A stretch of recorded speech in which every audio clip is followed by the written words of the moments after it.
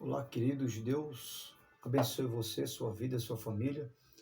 Este amigo que vos fala, pastor Sérgio Santos, à luz das Escrituras. Este é o seu, nosso canal.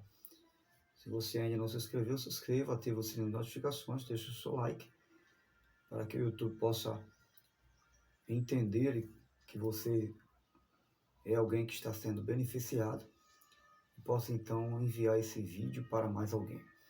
Muito bem, nós vamos dar continuidade à nossa aula de filosofia. Na aula anterior, nós tratamos um pouco bem resumido a respeito da filosofia em si, a origem da filosofia. Falamos sobre a etimologia da palavra, algumas características e alguns nomes principais de filósofos que marcaram a filosofia antiga, né? Podemos dizer assim, aquela que iniciou-se na Grécia Antiga. E hoje nós vamos fazer uma rápida também introdução, antes de falar sobre alguns elementos da filosofia. Nós vamos fazer uma rápida introdução à origem, né? Tendo como ponto de partida alguns detalhes importantes, né, que nós não comentamos na aula passada. A princípio, é importante saber que a filosofia ela marca aí um período de mais de 2.500 anos de existência, ok? Filosofia, embora seja antiga, ela não é um pensamento arcaico, ela não é um conhecimento ultrapassado, podemos dizer assim. Pelo contrário, a filosofia antiga, ela é atualizada, é atual, né? Inclusive, hoje nós temos no mercado profissional da pedagogia essa disciplina chamada filosofia, que tem tudo a ver com a nossa realidade dos dias atuais, né? E é claro, buscando assim um contexto histórico, cultural, dos pensamentos da antiguidade, nós trazemos uma bagagem muito boa para os nossos dias atuais. E tendo como esse pressuposto, né, a filosofia, ela nasce na Grécia Antiga, no ano de 600, ou melhor, no período de 600 a 700 anos antes de Cristo, século 6 ou século 7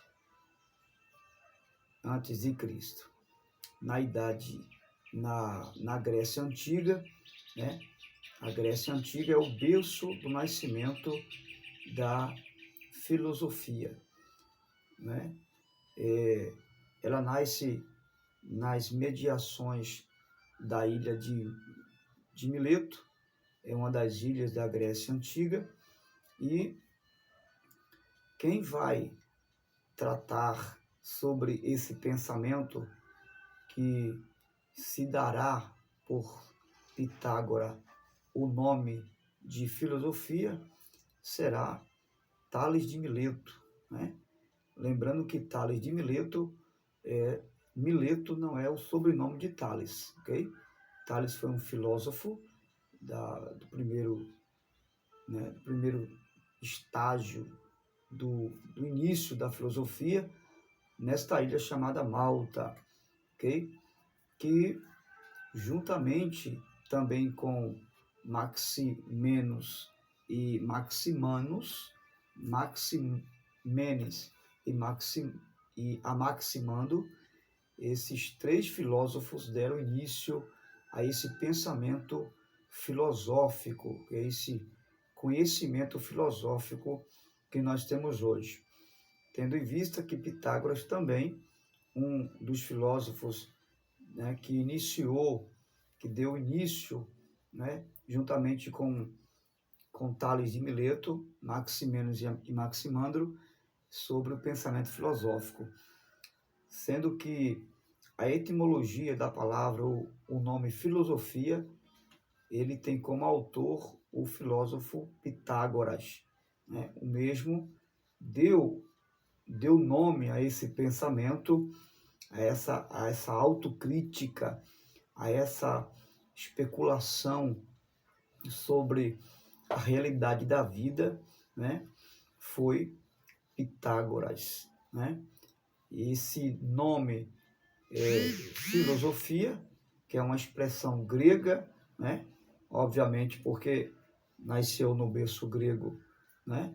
E essa expressão significa philos, amor, e Sofia, sabedoria. Juntando as duas palavras, nós temos amor à sabedoria, ou amor ao conhecimento, ou podemos também dizer que philos significa amizade. Só que é importante destacar que amor aqui na filosofia grega, ela tem um sentido de eros, né? Está muito ligado a ao paganismo, à mentalidade pagã e grega do período gregoriano, ou seja, essa expressão amor não é o amor agapau de Deus, não, é o amor eros, é o amor de atração, é o amor do apego, é o amor no sentido de erotismo, ok? Esse apego, né? O desejo, esse desejo insaciável, né? Pela sabedoria. Então, eros a philos aqui, no termo grego, tem o significado do logos eros, ok? Já no sentido da filosofia cristã, amor aqui, ou o logos, que é a palavra amor, ela está direcionada ao amor de Deus. O pensamento filosófico cristão, porque tanto quanto os gregos, eles tinham filosofia, como também os cristãos, eles tinham a sua filosofia. Aliás, existem muitos tipos de filosofia.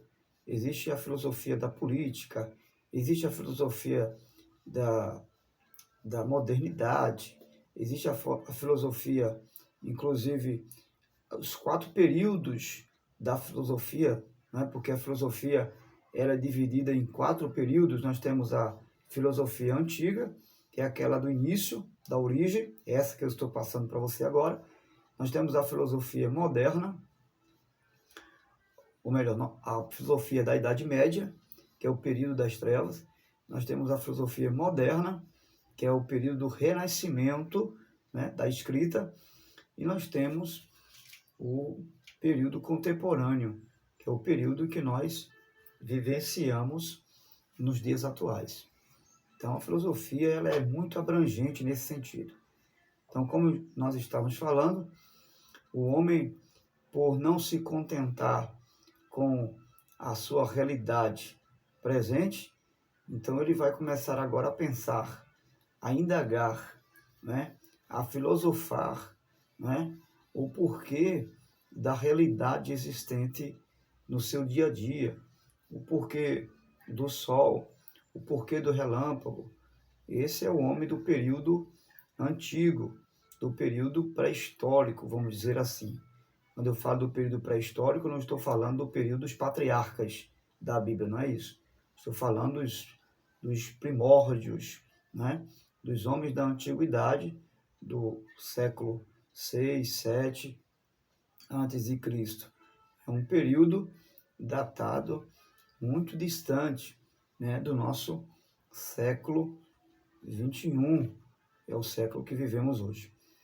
Então, falando sobre essa distinção do logos do grego, eros, e da filosofia cristã, nós temos aí, não é, o amor de Deus, que é o agapau. Então, amor na filosofia cristã em relação ao Logos, significa amor de Deus. Ou seja, a filosofia cristã, ela tem como por base a razão, mas uma razão voltada, tendo como base a revelação de Deus nas Escrituras. Já a filosofia grega, tendo como logos o eros, que é o amor à filosofia, mas no sentido da atração, nós temos aí o conceito, ou como base da filosofia grega, a razão, o racionalismo, sem a intervenção de uma revelação divina de Deus para ser conhecido.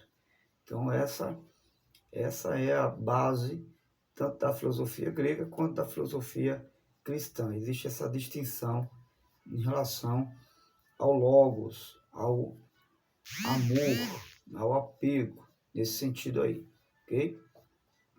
Indo mais adiante, nós vamos perceber que o homem não se contentou em ficar vivendo apenas a sua realidade, simplesmente sem conhecer algo mais. O homem sempre desejou buscar algo mais. E nesse sentido, o homem começou agora a interrogar, a fazer interrogações, o porquê do trovão, o porquê do relâmpago. E como todo ser humano busca um ser maior do que ele, alguém mais em potencial do que ele mesmo, então eles começaram a dar nomes a trovão, às chuvas, e começaram agora, dentro de um pensamento grego pagão, identificar o trovão como Deus trovão, identificar o relâmpago como Deus relâmpago, e tudo mais que eles pudessem identificar como algo que tinha poder, que tinha uma ação transformadora na natureza, ok? Porque o conhecimento filosófico está ligado à racionalidade da realidade e principalmente da realidade natural do ser. Então, nesse sentido, começaram a dar nomes a esses fenômenos e fazer uma análise crítico dentro dessa base racional, né? Até mesmo os fenômenos naturais da nossa realidade.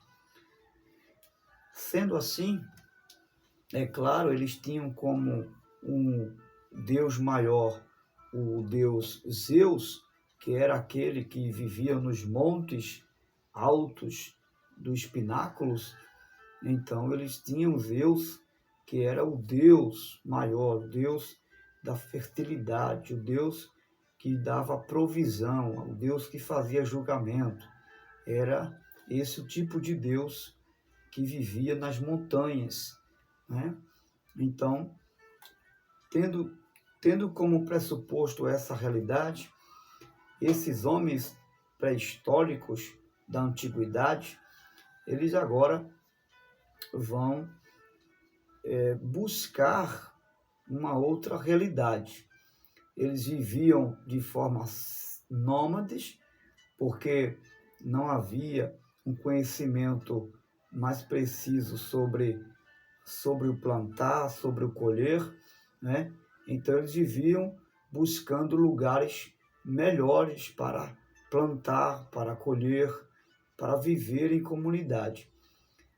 Uma vez percebendo, analisando que as chuvas que vinham regavam a terra e a terra era algo produtivo, então eles começaram a aprender agora a plantar e a colher. Lembrando que nesse período havia tudo entre eles em comum. Não havia o para mim, não havia meu, tudo era para nós, né? O homem da antiguidade, eles tinham isso em comum. As clãs que viviam tinham tudo em comum. Lembrando que essas clãs que nós estamos falando aqui, elas são ilhas envoltas de mares, de rios, né? De oceanos, né? Não são cidades como serão como mais tarde a gente vai perceber isso. São ilhas-estados, assim conhecidos historicamente por alguns historiadores. Ilhas isoladas. E nessas ilhas isoladas, nós temos aí esses povos, essas clãs. Então, aprendendo agora a plantar e colher, eles agora vão mudar, vão passar de nômades para sedentários, vão agora viver o sedentarismo, certo? Vão viver o sedentarismo. E com isso, vão agora plantar, colher e vão crescer em família, vão desenvolver agora e passar a desenvolver não só a plantação e a colheita, mas também desenvolver outras artes. Eles vão desenvolver a arte da construção do vaso, da construção de outros objetos que pudessem vender para comercializar e sobreviver. Sendo assim, eles começam agora a construir esses objetos, utensílios de valores para vender. Só que como eles viviam dentro dessa ilha isolada, eles não tinham a quem vender. Vender a quem? Às próprias famílias. Como eu disse a vocês, no princípio eles não tinham esse negócio de para mim, era tudo em comum, tudo era de todos, tudo era compartilhado de forma comum. Então eles não vendiam aos clãs, eles tinham que sair para fora, ir para outros lugares e vender os seus objetos de lucro e assim poder sobreviver. Então eles começaram agora a construir embarcações. Inclusive os gregos do século 6 e 7 são os autores das construções das embarcações. Lembrando que, é claro, eles construíam embarcações pequenas, não com essa performance que se constrói hoje os grandes navios. Eram embarcações pequenas, mas que agora iria levar eles além das ilhas comerciais para agora venderem os seus produtos. Chegando nos territórios de Roma, do Império Romano, eles vão agora compartilhar com os outros os seus objetos de valor. Quando eles chegam lá, eles percebem que os romanos também têm outros deuses e muitos outros deuses estão ali, né, sendo adorados, sendo apreciados pelos romanos e outros povos da época que viviam nas mediações do Império Romano. O que é que eles percebem?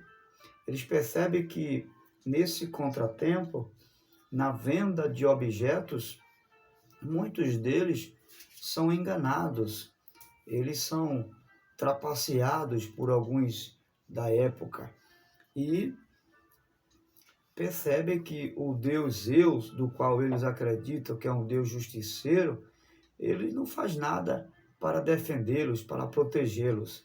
E o que é que eles pensam? Bom, se Zeus não faz nada para nos proteger, então esse Deus, ele não é tão poderoso assim como a gente pensava que seria. Então eles começam a pensar, a racionalizar e entender que existem outros deuses além do Deus que eles acreditam lá no começo em suas ilhas, né, que poderiam proteger. Eles não desacreditam nos seus deuses, continuam acreditando no Deus do relâmpago, no Deus da chuva, enfim. Mas eles passam a desacreditar na potencialidade que os seus deuses tinham como único Deus, né? Como Deus único, soberano. Agora eles começam a perceber que existem outros deuses que têm uma capacidade maior do que mesmo o Deus que eles acreditavam. Sendo assim, eles vão encontrar ali outros sábios da época que são conhecidos também como os sófos, que é homens de sabedoria, homens sábios da época, né? E nesse meio tempo, nesse período, os romanos vão ter uma grande vantagem em relação aos gregos, porque os romanos eles tinham como base de vida, podemos dizer assim, porque os romanos viviam de conquistar terras, então eles tinham como base, e até do seu próprio conhecimento, as guerras, as armas de guerras, né, os guerreiros, né, para a conquista de terras. Então eles preparavam guerreiros para lutar, inclusive nessa época que surgem os gladiadores, né, aqueles homens que lutavam entre si, como até uma forma de entretenimento dentro do Império Romano. Fazia parte da cultura deles. Voltando um pouquinho, né, nós vamos entender que os romanos agora se aproveitam não só dos comércios dos gregos, mas também do idioma, né, do idioma grego, né, dos quais vai favorecer a vida científica do conhecimento do Império Romano. Então, nesse período, os romanos vão ter um crescimento, porque eles vão crescer no conhecimento dos gregos, e os gregos, ao mesmo tempo que os romanos se aproveitam deles, eles também se aproveitam dos romanos para não só prosperar, mas infundir a sua filosofia grega nesse período do século 6 e 7 que nós estamos vivenciando, que foi o início da filosofia grega. Nesse espaço de tempo, com o desenvolvimento da filosofia, vai surgir 3 personagens que marcou a história da filosofia grega. Um deles podemos chamar de Sócrates, que foi um dos que marcaram o início da filosofia grega, né? E dividiu a filosofia em 3 períodos: o período pré-socrático, o período socrático e o período pós-socrático. O período pré-socrático veio ser vivenciado por muitos outros filósofos que antecederam o Sócrates. Já o período socrático é o período da existência de Sócrates. E um dos pensamentos de Sócrates era de que ele só sabia que nada sabia. Ou seja, que ele era alguém que sabia alguma coisa, mas que poderia saber algo mais, e que não sabia de tudo, e que não haveria nada que ele pudesse saber que não pudesse saber com mais alguém, que não haveria nada que ele não soubesse que não pudesse saber com mais alguém que sabia mais do que ele. Então esse é o pensamento de Sócrates. A base dos seus ensinos estava em um ensino mais objetivo, um ensino da realidade. Os seus ensinamentos se baseavam num elemento chamado maêutica, né? A maêutica é um dos elementos da filosofia de Sócrates. E o que era a maêutica? A sua mãe, segundo a história, era uma parteira e ela dava luz às crianças, e quando ele observava aquele momento em que a sua mãe extraía do ventre das mulheres a criança, ele começou agora a entender e perceber que o conhecimento ele não era algo que era que era colocado, imputado em alguém, vamos dizer assim, né? O conhecimento era algo extraído das pessoas. Ele tinha a ideia de que as pessoas já tinham esse conhecimento. Porém, esse conhecimento era extraído das pessoas através de um outro elemento que ele costumava usar, que era a argumentação. À medida que Sócrates fazia perguntas aos seus alunos, os alunos também eles respondiam dentro da razão racional pela qual a pergunta era feita. Tendo em vista esse comportamento, Sócrates vai entender que o que ele passa para seus alunos não é um conhecimento que eles não tinham. Eles já tinham esse conhecimento, porém, foi despertado por Sócrates. Ele acendeu, ele despertou essa luz, esse conhecimento que havia nos alunos, e os alunos simplesmente extraíram, colocaram para fora por meio de respostas pelas quais Sócrates perguntava. Esse era o método socrático da filosofia de Sócrates. E é claro que existem muitos outros pontos, mas eu quero ficar por aqui. Um outro filósofo que marcou a história da filosofia no século 6 e 7 foi Platão. O Platão foi aluno de Sócrates e o mesmo bebia dos seus pensamentos, sendo que Platão entendia, né, ele tinha uma filosofia objetiva, um conhecimento objetivo da realidade, sendo que esse conhecimento à luz de Platão, no entendimento de Platão, era algo que já existia em um outro mundo e espaço, em outro espaço e tempo da realidade, era que existia esse conhecimento. Os homens, eles não conheciam, eles não adquiriam o conhecimento no dia a dia, na experiência da vida, com o trabalho, numa sala de aula, ou fazendo especulações de ordem natural, como é a base da filosofia, usar a razão. Platão entendeu e tinha esse conceito de que o conhecimento era algo que se manifestava, mas já havia uma outra realidade, espaço e tempo. Esse era o conceito da filosofia no que diz respeito ao conhecimento adquirido pelo ser humano. Já Aristóteles, que foi aluno de Platão, ele já tinha uma distinção de pensamento.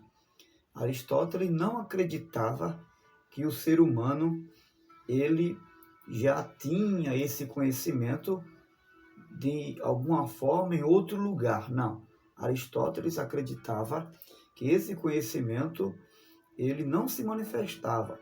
Ele era aprendido, ele era adquirido no dia a dia da vida das pessoas.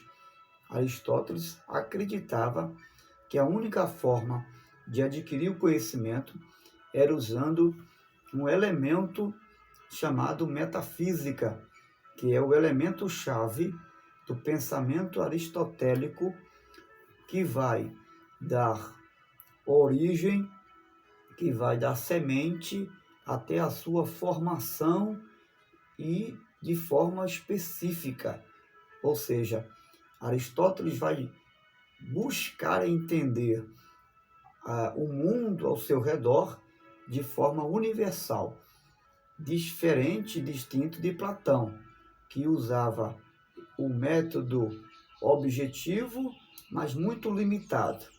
Por exemplo, Platão estudava a biologia, Platão estudava a matemática, a química, mas de forma muito isolada. Ele não estudava isso de forma universal, como um todo. Já Aristóteles tinha um pensamento universalista da metafísica.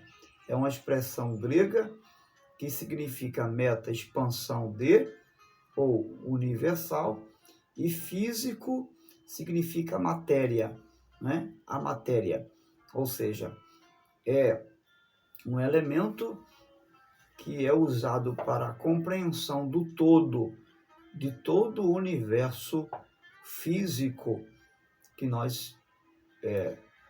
em que nós vivemos. Essa é a distinção do pensamento de Aristóteles para Platão.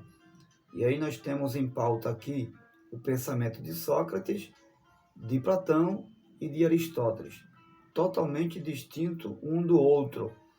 Não significa dizer que eles não aderiram o conceito de Aristóteles, embora de forma mais limitada, mais fechada, ok? Aristóteles foi mais abrangente, foi mais universal no conceito da realidade. Ele usava, dentro desse elemento chamado metafísica, ele usava um conceito geral e especial.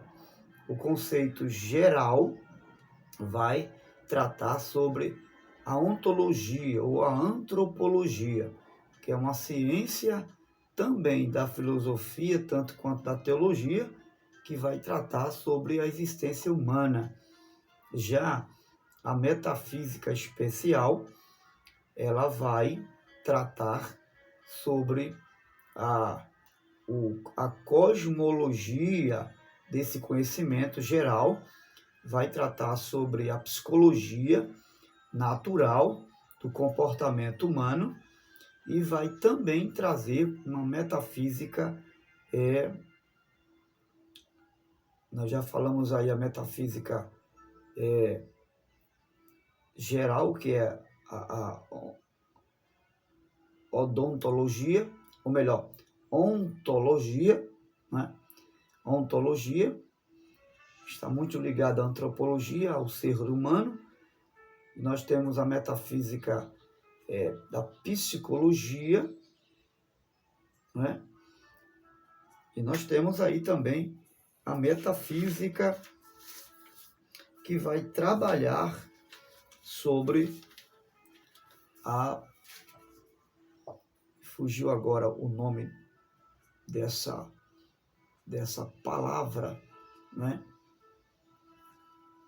Que Aristóteles vai embasar na metafísica, mas daqui a pouquinho eu vou lembrar essa palavrinha aí, que é indispensável para a compreensão dessa classificação da metafísica, ok? Então, nós não podemos esquecer. Então, tá aqui. O ramo geral da filosofia está baseado na metafísica, né? A metafísica ou filosofia geral, ela vai estudar a ontologia ou antropologia. No âmbito especial, ela vai estudar a cosmologia, certo? O universo de forma geral, e a psicologia, e é claro, não poderíamos esquecer da teologia, ok? Algo que nós vamos trabalhar mais tarde, porque na Idade Média a filosofia ela entra dentro desse quadro da teologia como uma filosofia geral. Ela vai trabalhar também a filosofia teológica, ou podemos chamar de filosofia cristã. É aquela diferença, distinção que nós trabalhamos lá atrás a respeito do logos, né? O eros. O eros na filosofia grego é o eros do amor do desejo.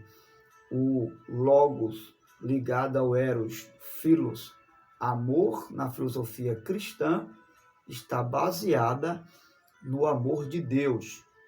É claro que vai usar aí a revelação divina, que está ligado a teologia cristã, ok?